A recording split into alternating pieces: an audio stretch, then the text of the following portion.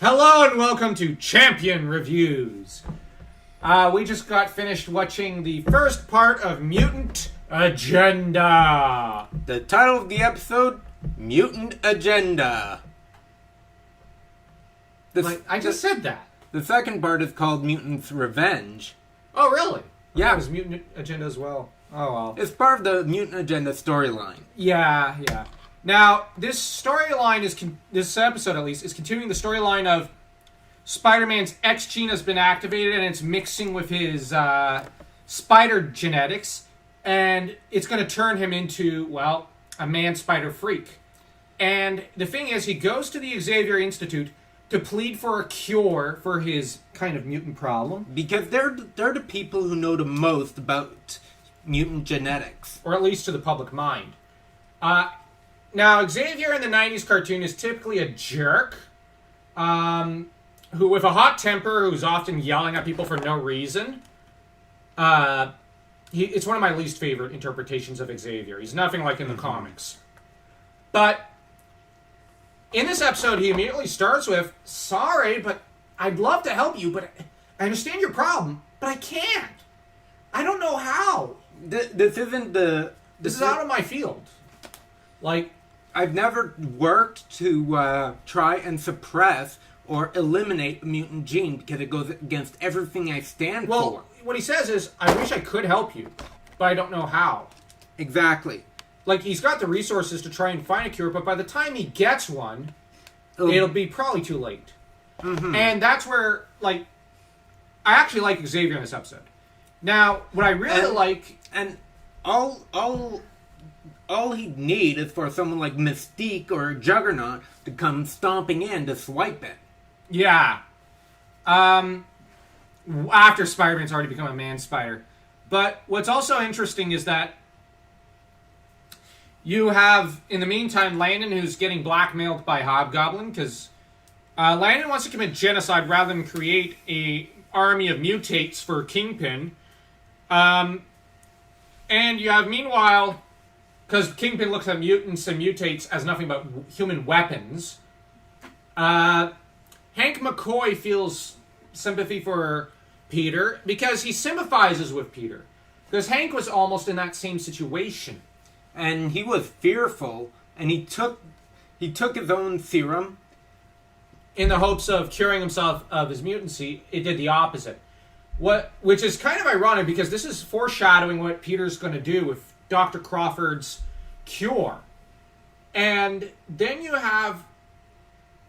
you have Logan, who never trusted or liked Spider-Man here. Big surprise.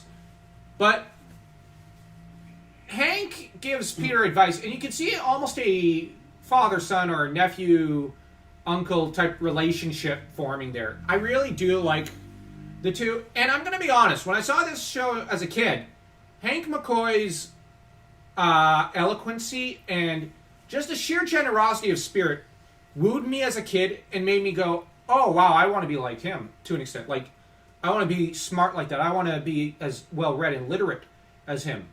And I really, it's what got me into X-Men and got me into reading the X-Men comics. And it's also, I think it's why I've always liked Hank McCoy, Beast, the best of all the X-Men. I know for you it's Gambit. Oh, who can blame me? I mean... He's funny. He's funny, he's great, he's awesome. But he's also got that tragic backstory. Oh, yeah, very 90s. Yeah, very deep. But Spider-Man, after, like, going his own way, taking Hank's words and wisdom and kindness to heart, which is the first real kindness he's seen in months. Because you finally have someone that pointed him in a direction that could actually help him.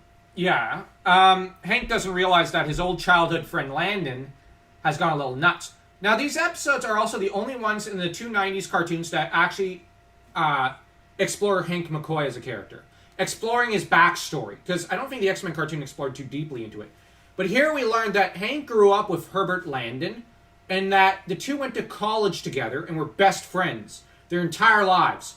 But their paths took very different routes at one point. Because Hank went on to become a mutant, Landon didn't. And one could also read a bit of jealousy in Landon there. But one can also read a bit of jealousy in Henry. Maybe that's... Here's my theory. Why did Hank take his own serum? He wanted to look like Landon. He wanted to be like him. So becoming a freak was something that he didn't want. Now, I use that term. I know mutancy is supposed to be a gift, but I'm looking at it from Hank's point of view at the time when he took the cure.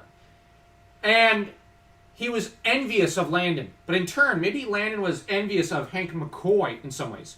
They wanted what each other had, but it's poisoned Landon.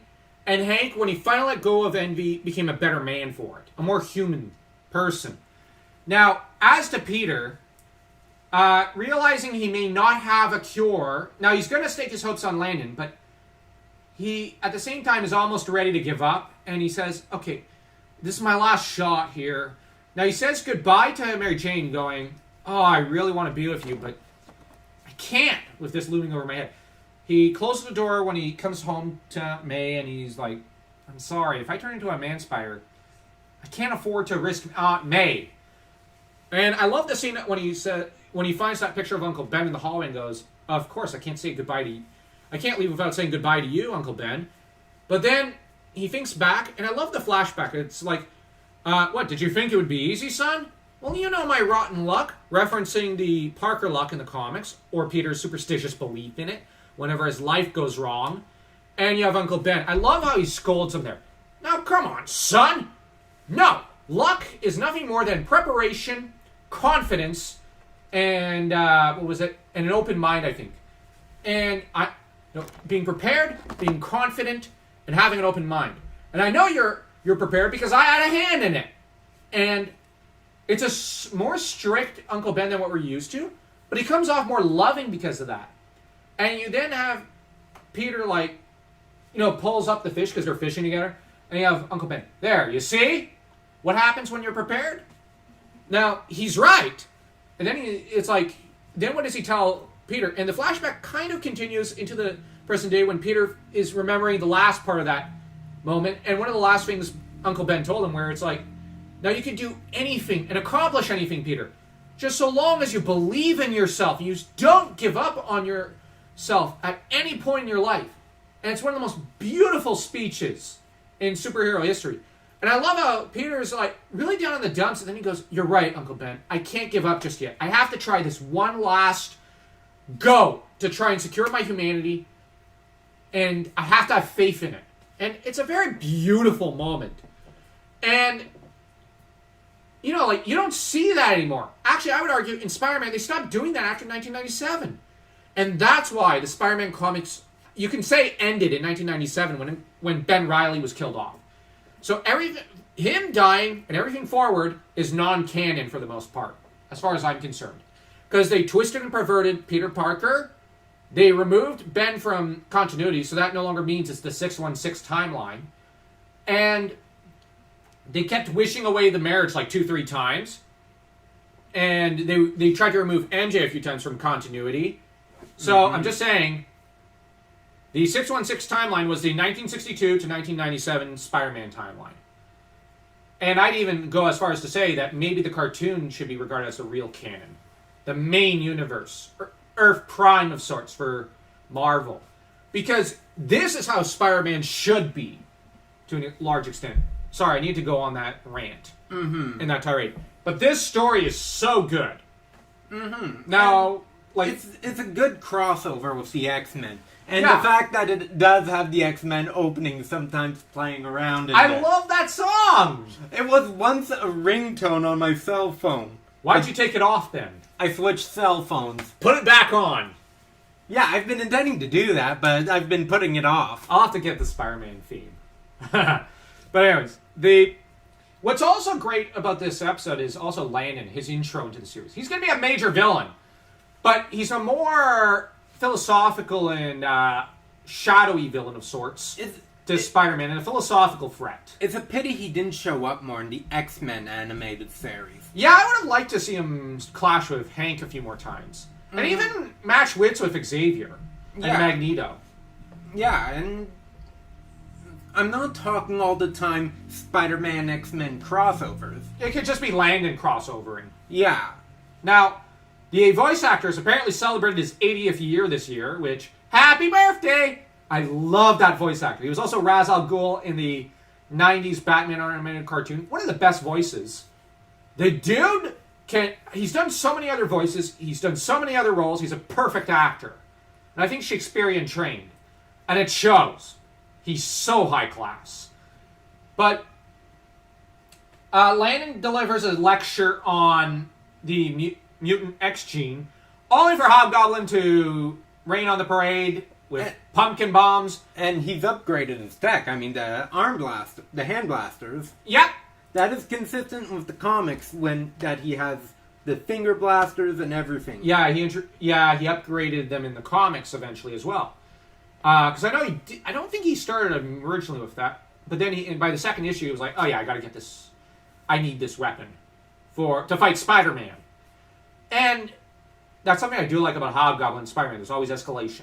But then you have Wolverine, of course, interrupts Spider-Man's ambush of Hobgoblin because stick measuring. But it's Logan. It's always about that. He's a short guy, so naturally he has a chip on his shoulder. I'm kidding. But anyways, how would you rate this episode? Oh, easily pretty much a 3.75. You mean a 3.3? A 3.3. It's a really good episode. It should almost have its own rating. Exactly. Yeah. You? I'll probably go with the same, yeah. So anyways, if you like this video, stay tuned, like, share, subscribe. And slash that notification bell.